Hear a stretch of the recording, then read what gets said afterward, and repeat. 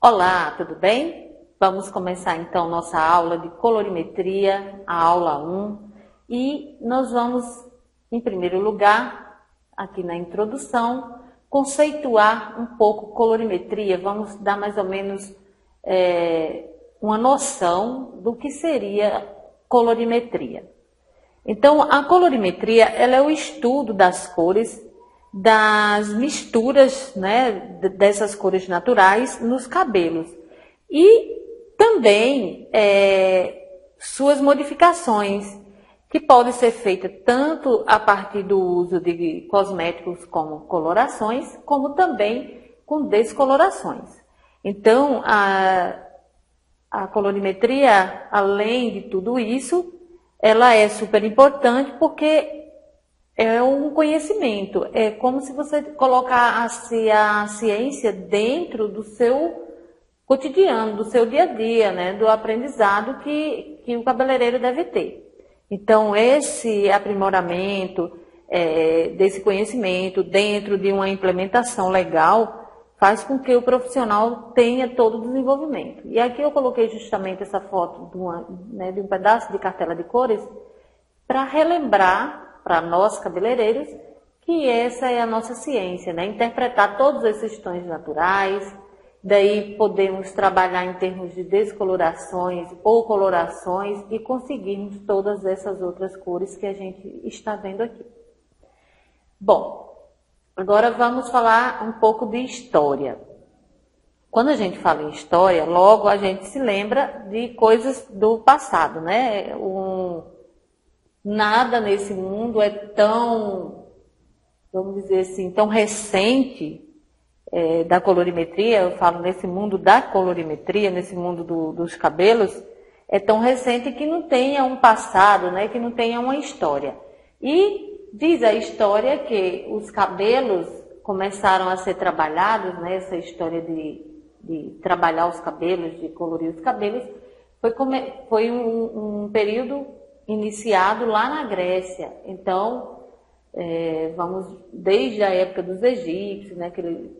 Naquela época bem antiga, bem remota, eles começaram a desenvolver as primeiras técnicas de aplicação de tinturas nos cabelos. Mas eles começaram, na verdade, utilizando essas tinturas em tecidos.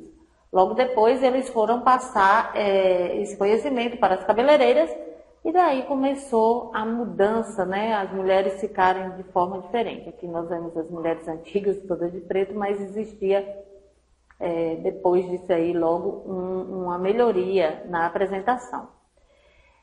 Então, eles se utilizavam naquela época da rena, a rena em pó, como a gente está vendo aqui. Essa rena, hoje ainda é conhecida e utilizada pelos profissionais da beleza, principalmente para trabalhos de design de sobrancelhas e até mesmo também em cabelos. Ainda existem pessoas que continuam usando.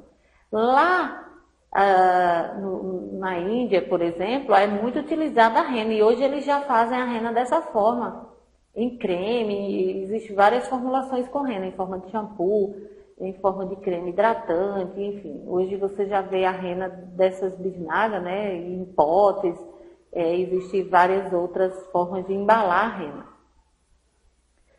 Mas os egípcios também se utilizavam de camomila. Naquela época, eles, como a gente já falou, não existia muita diversificação de pigmentos, de tingimentos, então eles se utilizavam das coisas naturais.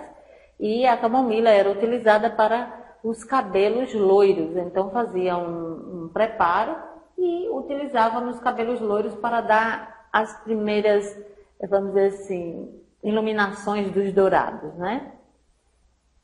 E aqui nós tínhamos a amora. Então, a amora é conhecida até hoje, uma fruta muito deliciosa até, e ela tem pigmento vermelho. Então, era usada, macerada junto a outras misturas de plantas, e aí eles conseguiam o tingimento vermelho. Então, esse tingimento vermelho era utilizado para dar um aspecto avermelhado aos fios. Já a camomila para dar um aspecto dourado, assim como a rena que dá em cabelos escuros, desde um castanho médio até um castanho claro, ele dá uma tonalização de avermelhado, né? Uns tons de vermelho diferenciado dependendo da melanina natural, até porque ele fica sobreposto no fio. Então, essa é a introdução, falando de pigmentos naturais, um pouco da nossa história, né, para poder introduzirmos logo adiante no conteúdo ligado realmente à nossa área de colorimetria. A próxima aula nós vamos falar de pigmentos sintéticos. Então, até a próxima aula.